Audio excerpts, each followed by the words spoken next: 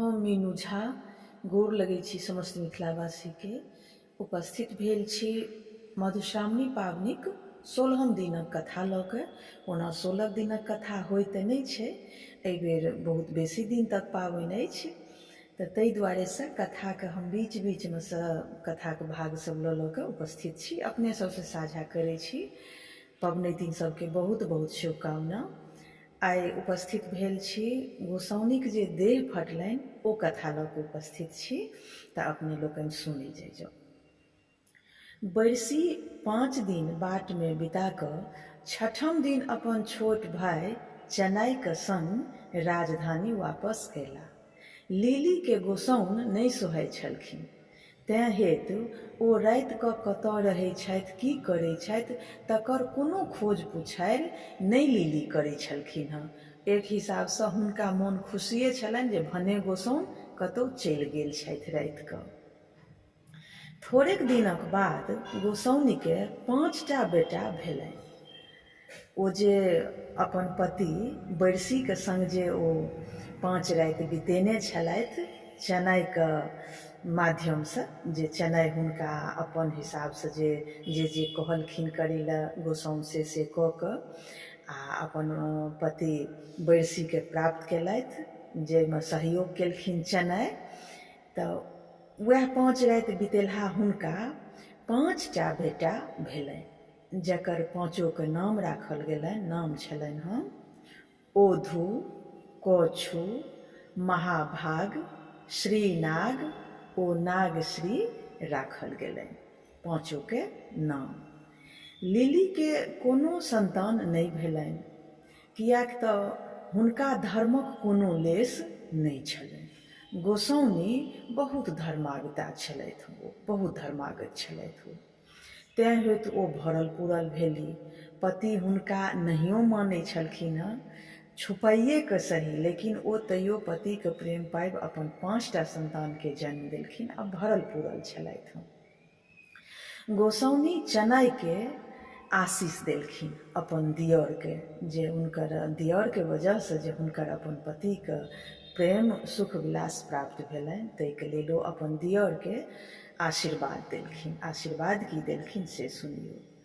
जाहिवन चन्ना चानन होयता, ताहिवन होइत पलास, चानन सौरभ सुरभित रहब, जँ जँ बहत बसात।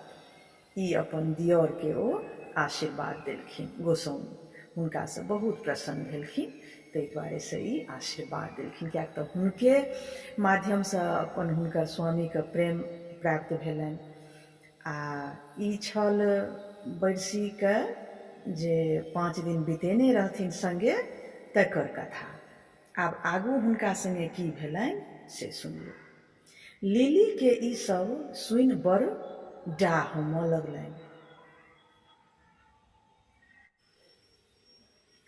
और अपन साउसके कहऽ लगलखिन, गे ताँती रानी, तोहर चनुआ कनुआ बेटा हमरा दुख दैत छै।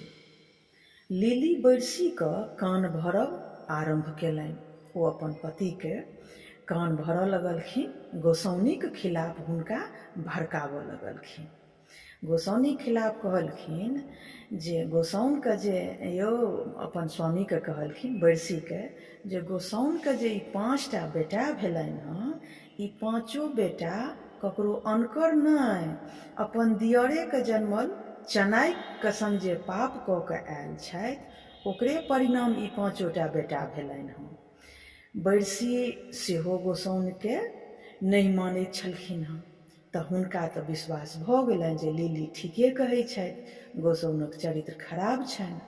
हुनका स्मरण नहि छलनि जे हुनका संग कहियो ओ सुख विलास केने छथि। बरसी एहि बातक जिज्ञासा गोसाउनसँ केलनि। गोसाउन कहलखिन, गोसाउन हुनका यात्रामे 5 सीमाक सुख विलासक स्मरण देखौलनि आ सबूतके तौर पर में पलंगके नीचाँ जे गाड़ल 5 पासा छलैया ओहो देखलखिन। आइ काल्हिमे लोक कहै छै ने जे सत्य छुपै नहि छै, लेकिन सत्यके साबित करैके लेल लोकके सबूतक जरूरत पड़ै छै। तो ओ सबूत के तौर पर में जे 5टा पासा ओ रखने छलखिन हँ गोसाउन, बरसी के ओ 5टा सबूत के तौर पर में पासा देखेलखिन। तखन सबूत देख कऽ बरसी के विश्वास भऽ गेलै। ओ लिली के बुझेबाक लेल दुनू गोटा के धर्मक परीक्षा करबाक लेल तैयार भेला। लिली के मालभोग चाउर देलखिन रान्हैके लेल आ खेरहीके दालि देलखिन, आ गोसाउन के लोहाक चाउर आ पाथरक दालि देलखिन रान्हबाक लेल। दुनू गोटे ओ परीक्षा दैके लेल तैयार भेलखिन। लिली गौरबाहि रहथि, गौरबे आन्हर रहथि, किएक तऽ ओ हुनका पति तऽ बड्ड मानै छलखिन, तकर बड्ड गौरव छलनि। ओ बिना कोनो नियम निष्ठासँ भानस करैके लेल तैयार गेली भानस करै लेल।